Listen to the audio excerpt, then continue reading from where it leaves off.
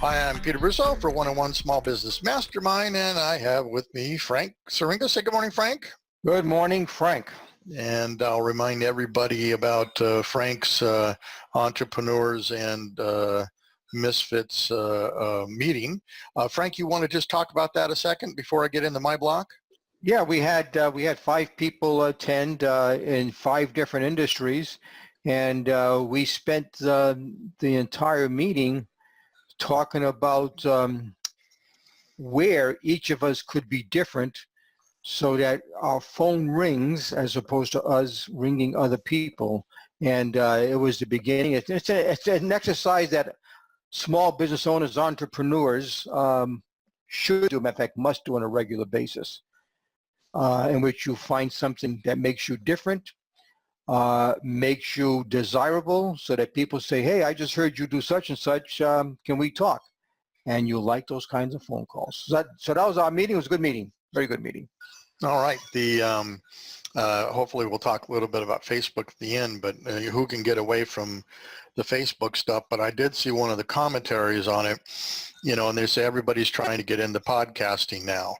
And if you're lucky enough to have a podcast show, I guess YouTube has changed their monetizing policies, right? So one guy was getting like $6,000 a month, and his show wasn't as popular as it needed to be, so they changed their policy, their algorithm, and went to $1,000 a month. It's decimated all these content generators. Wow. Where YouTube used to be, you could put up anything. Now they want more finished podcasts. Hey, I've been saying that all the way along. It was actually a breath of fresh air to go back to, you didn't have to worry about what you're putting up there, but now you do. So podcasting is certainly coming back around again to be one of the most preferred ways of making money and influencing people. So, okay, my A block, let me share the first thing. We're going to talk about competition, and everybody's got competition, unless of course they're lucky enough to work with you and have none, but most of us have competition. Let me make this a little larger for us here, and let me know when you can see that. Yeah, I can see Walter Clock. Okay, so this happens to be a competitive worksheet that I did that's in one of the products that I sell, actually, to show, and this is a competition with a potential client that I have. And, well, I had anyway. So I set this thing up, and I did an index, a color thing, a direct competition, whether the direct competition for my client or not. And I went out and I found all these various places that we can, oh, here we go, places that we look at, and then I analyze where the location is. Are they close to my guy? The practice areas. My guy is a personal injury guy, so anybody with PI or PI only is probably a better hit than when they spread themselves out thin. Anyway, does their website have any keywords, yes or no, and I can use those to hunt with Market Samurai on better keywords. And what their social media play is, are they using videos, which is a high interest thing these days, and then anything interesting about the site. I also go over and get a Woo ranking on these guys, and then any other stuff, and I put in my rating. So not to bore everybody to tears, but you kind of got to go down this list, and once you do this for each particular potential client, you get an idea of what they're not doing. And to use one of your analogies all the time, Frank, is always don't do the same thing they do something different. Right. And so one of the things I start to summarize here is what I found. I always say video is must on the site, and you can find out how many of them are, in fact, doing video. Out of the 20 competition companies, 50% use social media, so there's an ideal right there. However, 10% were real users. So there's a place to go, and I always suggest we use social media to help drive traffic into the site. About 50% had video, but again, only 10% were any good.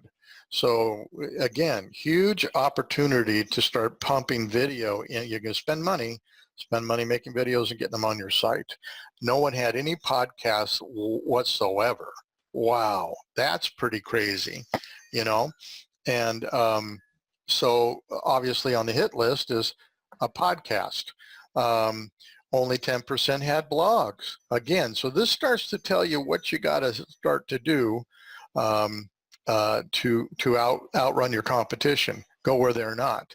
No one had any matched URL name schemes, and we've covered that several times. But basically, it's a keyword that people are searched for, and then we can compete for, etc. And then we use that into a domain name for your website. And then, so no one had any matched keyword strategy at all. 9 of the PI's personal injury websites had bad keywords, of which were absolutely useless, and there was 20 I looked at. So the keyword research became very important. But you can start to see how important this really could be in your strategy play for your business, online and off, quite frankly. And look at this one. None of them had a mobile site. Can you believe that, Frank? Amazing in today's world. Isn't that crazy? And of course, mobile apps, nothing. And of the strongest competition, their website had really good Woo ranks standing. So it even showed more the need for us to compete in that world to make sure ours is even better. And so the bottom line is it's a very competitive space for traffic, but the strategic use of video, exact match URLs, landing pages, podcasting, good blog, excellent keywords, and mobile site should guarantee that this gentleman would dominate this space altogether. So it's a very important thing for people to do, is to understand their competition. And how many times, Frank, do we hear, oh, I have no competition? Right. You know? So let me stop sharing that and pick up any things you want to say about that before I go to the next topic. If you're going to have a website, and you should, and if you don't, then you don't exist in the online world. You might as well have the best, given what you have to work with, and this analysis shows you where the weaknesses are. Yeah, not only where yours, but where theirs are. Oh yeah. So you can capitalize on their weaknesses, and hopefully they won't know until it's too late that, how did you get ahead of me in such a way? But you know how you always preach, don't be the same. Be something different in your space. And this is actually a path to ensure there's a recipe to be different. Yes. And yes. It supports everything you had to say. I've always done competition analysis, but I didn't tie it in with what you had to say before. And I think it's one of the strongest statements of a Frank Syringa-ism. Be different, have no competition. This essentially would lead you so far away from the competition, you might not have any competition. It's not quite the same. And I always like to say, and you even quoted it the other day, it's like you should be like a dog sled team. If you're not the lead dog, the scenery never changes. It's not very pretty. Well, I know, but it's the truth, So in this particular case, you want to be that lead dog sled leader.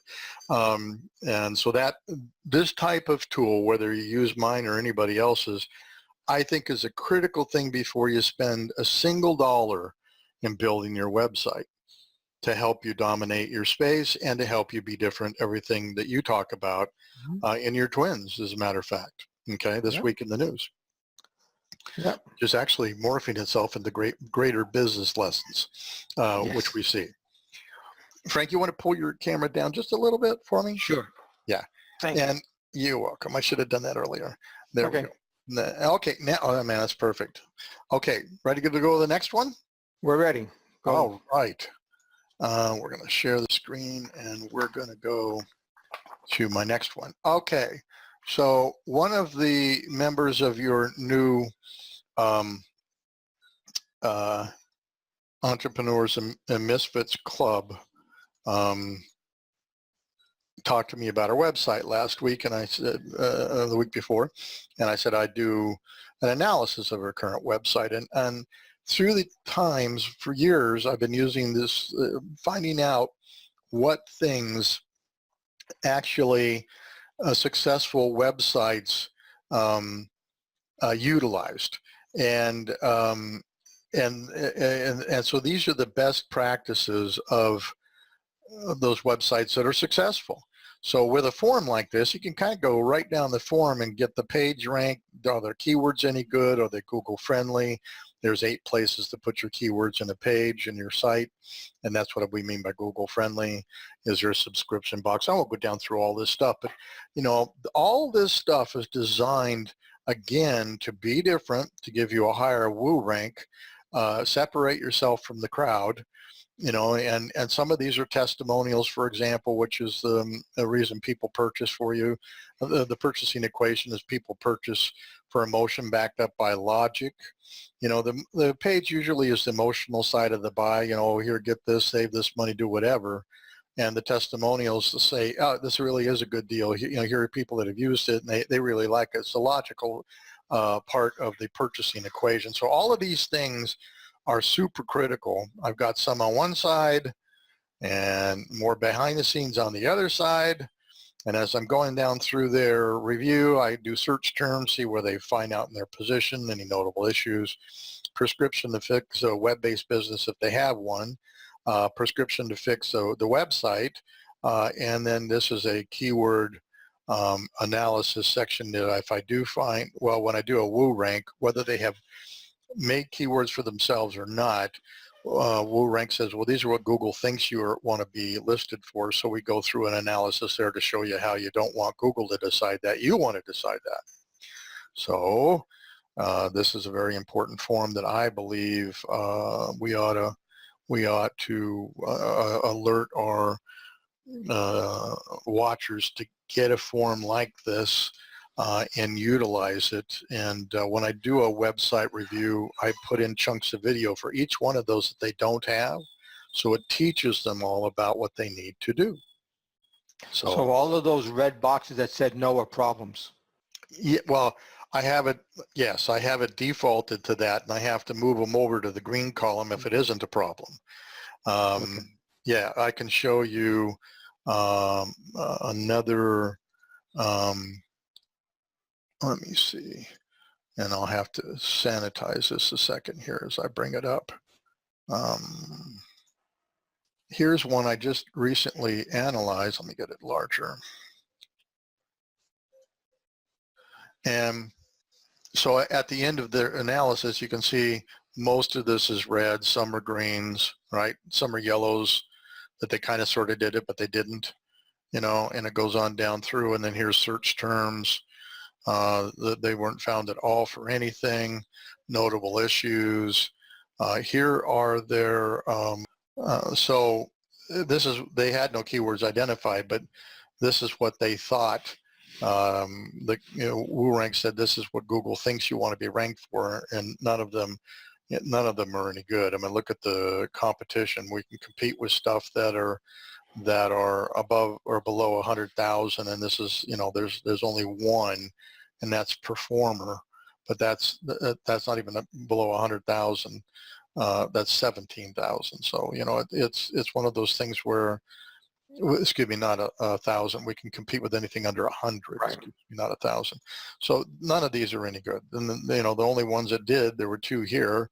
One had a huge number of competition, but no searchers on either one of them. So it showed you the fallacy of their website keyword strategy completely. And, you know, having gone through this, I always come up here. Let me make that a little bit larger here again so we can see that. And I come up here and say, hey, you know, here are the quick fixes. This is what you got to do to get back in the game. Doesn't make it perfect, but here's the quick fixes. You know, get some keywords, fix your meta tags. We talked about all of those little things last week. You know, get your e-com fixed, get your social media on your site. Person had social media but wasn't linked at all, and it was somebody else's social media account on, well, for YouTube. You know, all of this is the absolute wrong answer.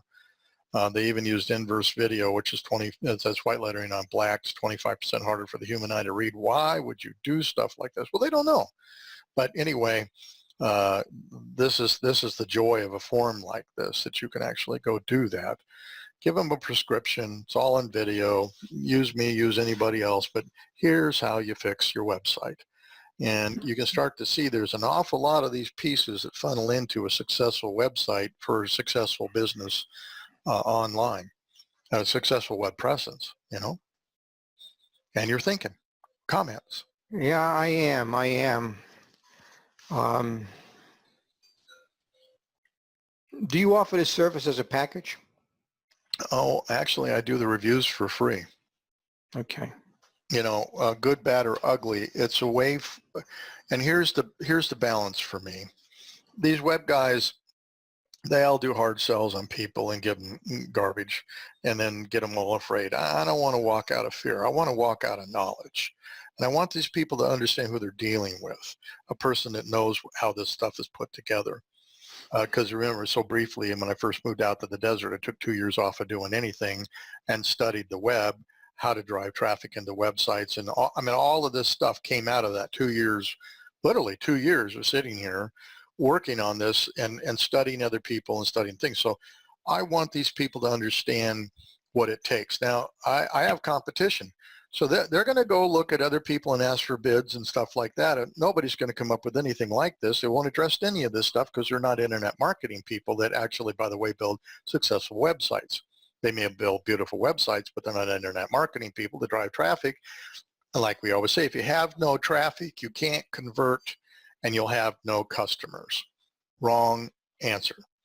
So I do this for free to show them what they got to do. And they can use me, or they can show this to the other guys, which they usually do, by the way, Frank. The other guys say, oh, we don't know anything about this. We don't know about that. Really starts to say, I don't have any competition when it comes to building a website for somebody. Goes along your line again. What makes me different? Don't do the same thing they do. Okay. Fair enough, right? No, but that's okay. Oh, it's not okay? No. Well, I don't know. I would like to give you another opinion. I gave a talk, had to be a year and a half, 2 years ago, of a girl who quit high school because she was pregnant. Oh, I remember this. And, A twin. It was a twin. yeah. And a few years later, she was pregnant again, but this time she was living in a homeless shelter. And her parents were advertisers and her grandfather was a marketer and so forth. And she looked at her kids and says, I can't give my kids the life they deserve living in a homeless shelter. And she was a high school dropout. And she did something similar to you, not for websites, but for business ideas. And she did it for an hour. It was a concentrated hour, and she charged $350. And at the end of that hour, she told you she thought your new idea was good or bad, what would make it better, and if it was viable or not. And she charged $350, take it or leave it. And they could take that and go any place else they wanted with it. And she wound up doing, I don't know, 600, I forgot what the number was, a lot of money, and now she's doing quite well, over 6 figures a year, and she's still a high school dropout. No longer lives in a homeless shelter, by the way. But she did a service not as valuable as yours. And but she said, why don't you give it for free? She said, this is what I do. She says, I bring expertise that nobody has and her perspective. And you do stuff that you said they take it to other people and they say, I don't even know what you're talking about. I don't know how to do this. It's a valuable, whether you have a website or you're thinking of doing a website, like the couple I talked to today about. I know you did it for them. It's an extremely valuable website, you know.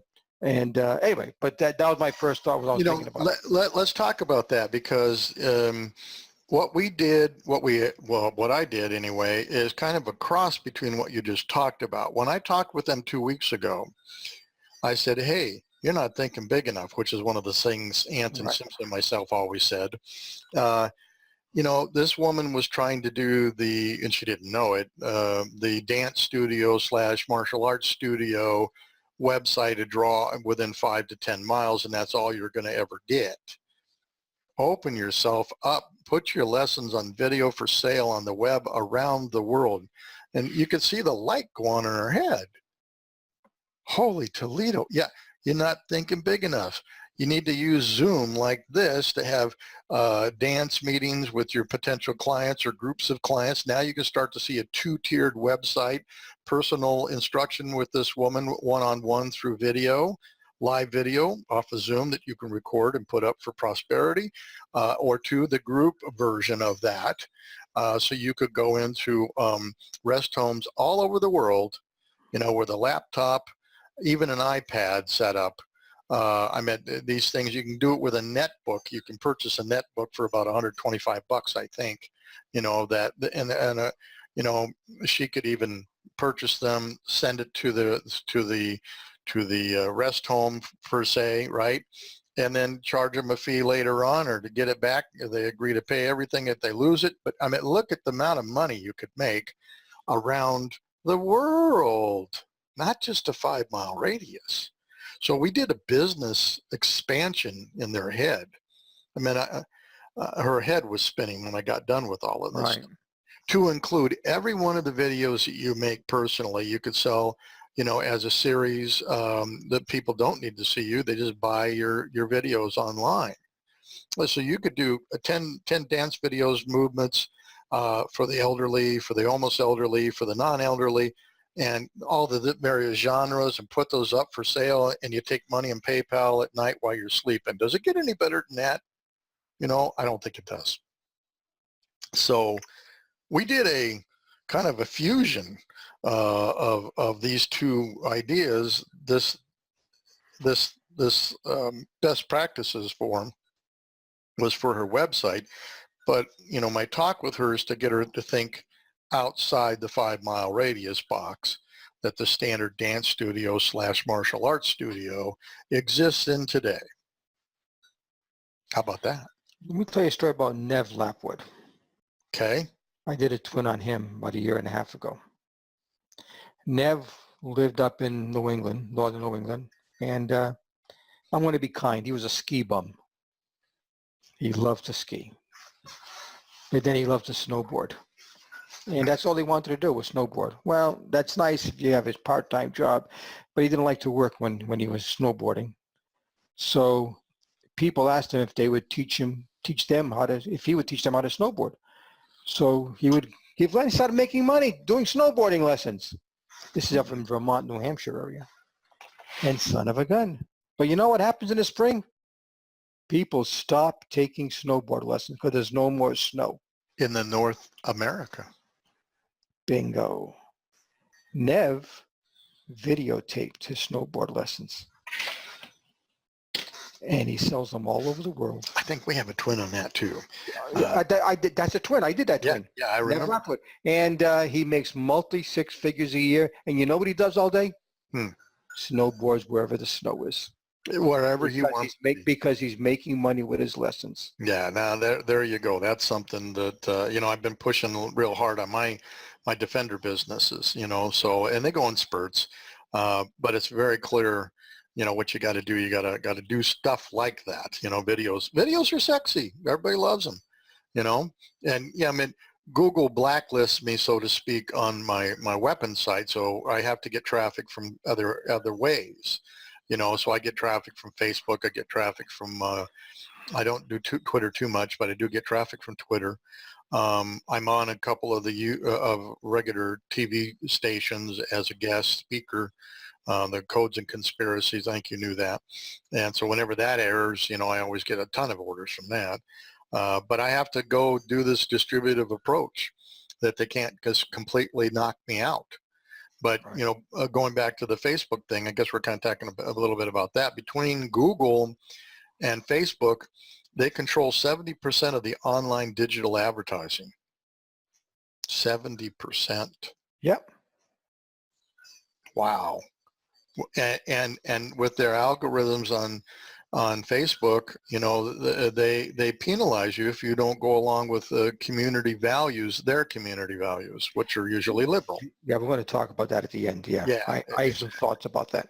right. And what the real damage of building your brand on somebody else's platform comes up one more time. It's why you want to put your money in your own site, your own platform. Not, I get all these people. Oh yeah, well I just use YouTube or I use Yelp. That's their strategy. Well, that's so idiotic as a business strategy. It's almost not worth talking about. But do you know how many people I run into? They won't spend any money on their own website, but they're going to go after everything free on somebody else's platform. And when they change the algorithm or don't like you, you're gone. Yeah. Years and years and years gone. Big O. All right, that is my conversation for the morning here.